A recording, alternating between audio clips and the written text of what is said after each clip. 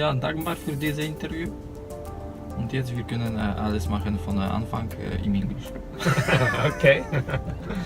Weil wir haben Leute, welche schauen dieses Video im Englisch, im Deutsch, Hochdeutsch oder im Schweizerdeutsch. So wir möchten das vorbereiten für Leute, welche sind am besten einfacher zu lernen von diesem Video. So, from the beginning. Hello Chris, how are you? I'm very good, thank you. What a coincidence! We just met in the car. We right? just met in the car.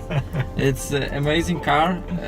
I must tell you that really, when you look at this car from the outside and inside, it's like a piece of art because it's. Maybe you should mention it's a Tesla Model S. We are in a Tesla Model S, and we are today with Christian Dreyer, the happy owner of the Tesla. That's correct. And he will tell us something good or bad about this car. What you can tell Chris about this car? I really couldn't tell you anything bad at all about the car because it's the best car I've ever had. I'm certainly not going to go back to an Ice Age car.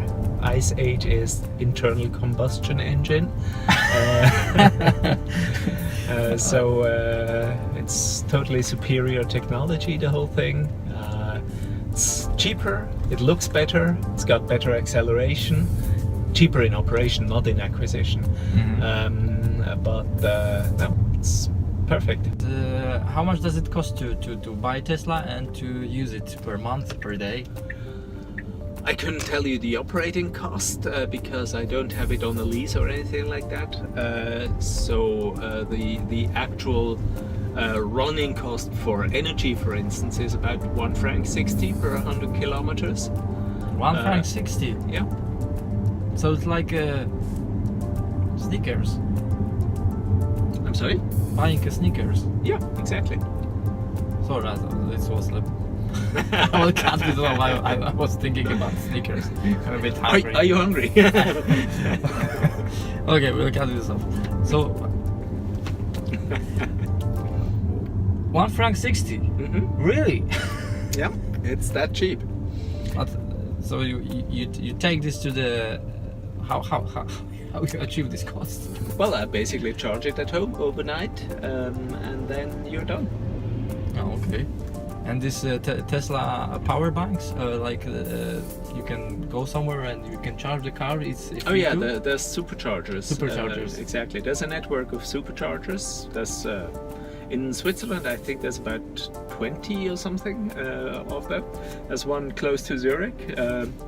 They're all over the place. Last year I went to the south of France with the car. Used superchargers, and by the way, they're free. So you can basically charge there for long distance runs for free, and that works very well. The car tells you actually where the next supercharger is and how to get there, how long to charge, etc. What do you think? How can predict the car industry in the next 5 years when you think about Tesla? Oh, it's going to change a lot because I'm sure you've seen that. For instance, France and the UK, they're going to prohibit Ice Age cars by 2040. So there's a lot of change coming for the car industry. Okay. Just like financial services. Okay. Well, when we are talking about financial services, so what is your prediction for this subject? Like next 5 years?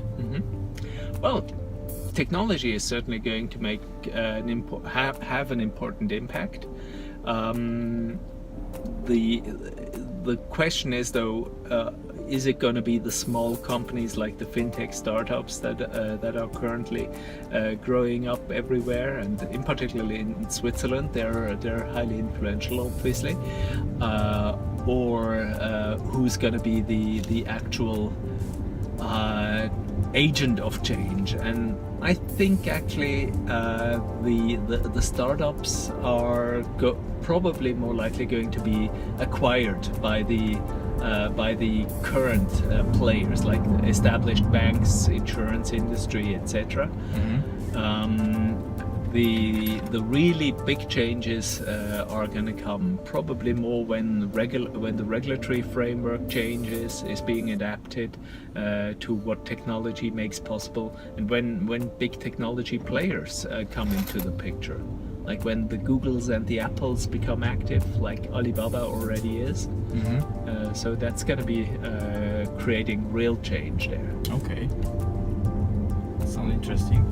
And you told something about startups. So you think that because you are running the CFA as association, CFA Society Switzerland. CFA Society Switzerland, and what do you think?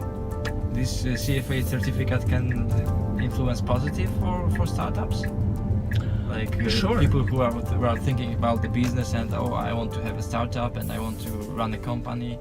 So you think this knowledge it will be useful for them? Of course, I know that for a fact because I know quite a number of our members of CFA Switzerland are obviously CFA charter holders, and they have started their own fintech startup. So, for instance, some people have started a robo-advisor.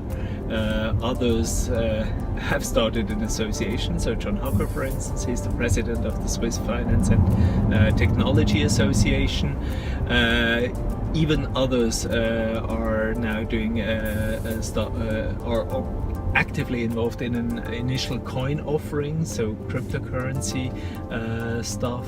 There's a CEO of an important cryptocurrency agent in that place. So there's a lot of people who are actively working in the fintech industry from the startup space, and even I guess even more so, for instance, as consultants or as developers in the actual banking industry itself. So yeah, definitely important, an important area of our members to be active in. Okay. And next, oh my god, so fast! How many horsepower it has? 440? You're joking. No, the new model actually has 770. No, you was joking, really? No? But I drove once by Lamborghini. It has 400 horsepower. Yeah, this is faster. Oh my god! Have you seen that there's a new world record where a Model X, the SUV version, just beat a Lamborghini Aventador in a what do you call those races? And a car or no, in the one of the desert race on the lake. Anyway, in a race, Okay. it just beat it an Aventador. So Oh my god, it's nice. yeah, and it costs a quarter of the price of the Lamborghini.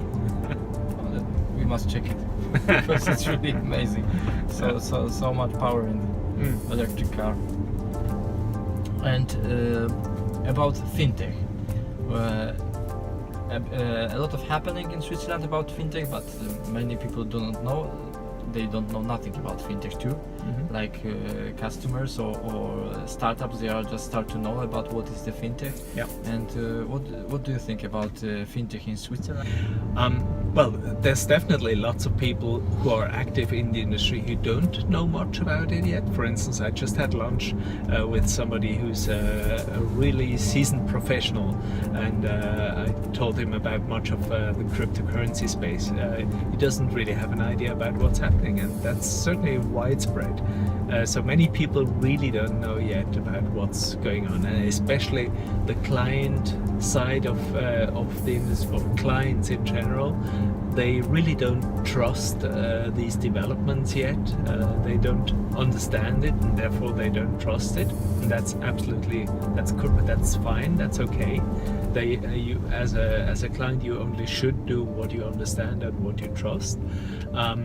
But that also means that the fintech startup space does have a big trust deficit. So that is something which limits the growth for those enterprises on their own.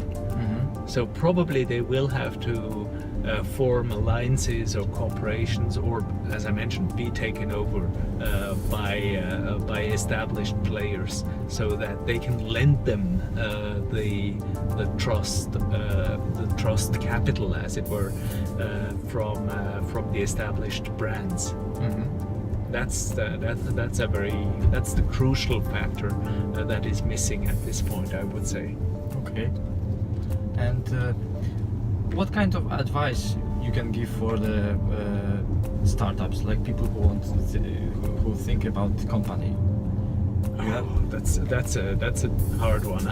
I really don't know, because I'm obviously not I'm not an entrepreneur, so I don't really have that sort of experience with the startups. But as I say, the critical factor will probably be how can you keep the stamina? How can you keep growing until you have a client base that makes you a going concern, a sustainable concern?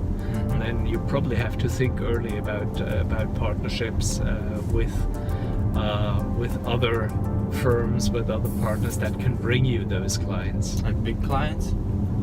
It depends. It depends on the business model.